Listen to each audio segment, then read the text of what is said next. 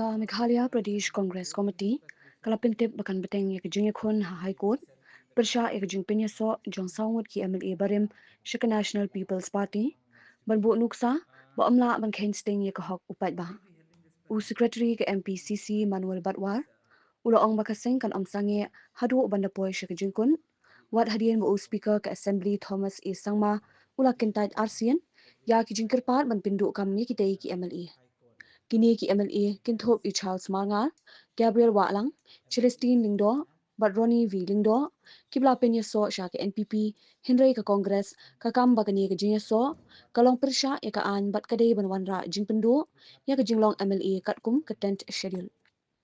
Ka Congress kala kinno ru, ba uspika ula bakla da ka ba wengno ya ka jing ujor, klem de bishar banya, kabalong persya ya ka hok bat kira jong ka Supreme Court of India.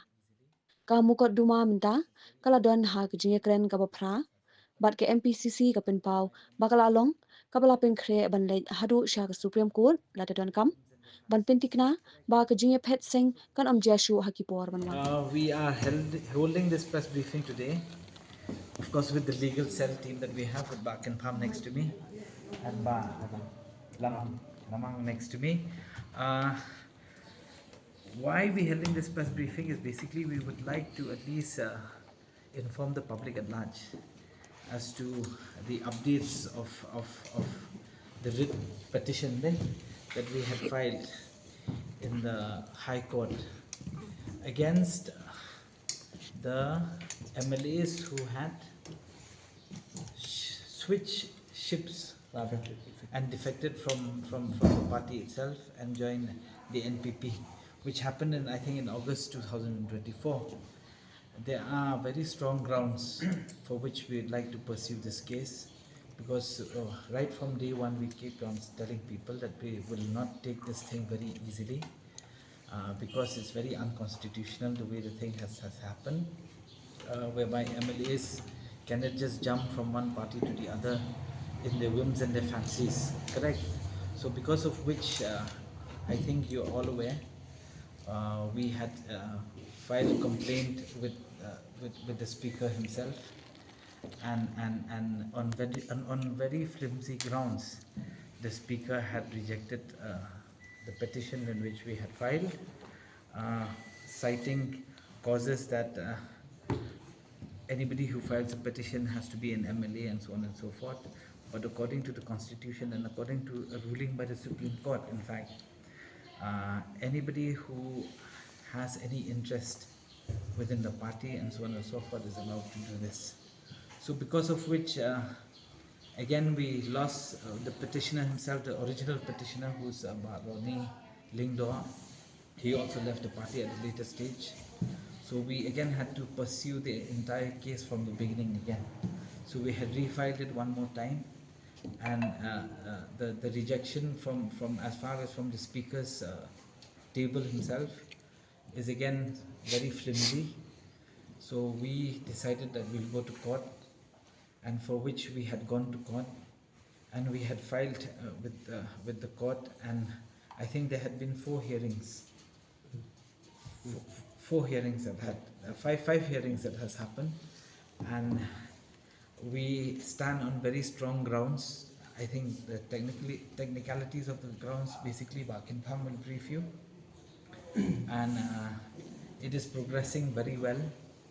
And why we keep on saying this, because I think we would like to send this message very loud and clear, not just to the present politicians, but also to the future politicians of the state, that you know, the rule of the land or the constitution will not allow you just to do whatever you want and jump wherever you want just because you get either some benefits that has been promised by some parties or the other. Because at the end of the day, we have this firm belief that it's a mandate of the people that you got elected, and for which we are going to pursue this case to its logical end. And we are very happy to tell you that in so far in all the hearings that has happened, it is very, very positive towards the case in which we have presented to the court.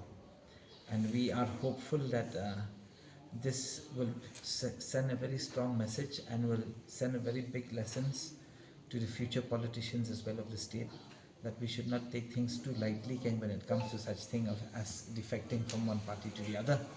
Now the Congress Party to the Secretary of the MPCC, Manuel, we had presented the case before the Honorable High Court in Meghalaya. So at this juncture, the case is pending for hearing, and we have served the copy. We have already served the notice to all the MLAs, and of course, from the very beginning, the speaker has also appeared before the High Court. So now the speaker here is supposed to file the affidavit on to challenge our petition, and at the same time, so we have in our case we have filed on the ground that under paragraph 6 of Meghalaya disqualification rules 1972, and along with the 10th schedule of Indian Constitution. So right now we are about 5 hearings taken place, but the case we are hoping that the case we are pursuing this case. The Congress Party has shown the seriousness that pursuing the case to the court of law, like our colleague has stated that this is that so that in the future will not happen anymore. Like we expect that this case will travel even to the Supreme Court also, and we are ready, and our legal team from Delhi, Manu Singhi as the chairman, and Salman Khurshid and some of the other senior advocate also, they are in Delhi, so they will we will see. We will see the order from the High Court, and after that, if we need to pursue to the Supreme Court also, we are ready to take up the case till the Supreme Court. You can see at first we have this case is we have to like we can the different from different legislative to the other is different. See, in this case, like what I've said at 10th schedule is very much because they have the majority of merger, but the procedure of merger is different. So that's why on that basic on that the way they merge themselves to the party, to the other party, it's attracted this disqualification. So mainly in this case, if you look, a party congress, I just remind you, on 12th of August 2024, they have issued notice to two MLAs, Gabriel and Charles at first, and with Dr. Celestine.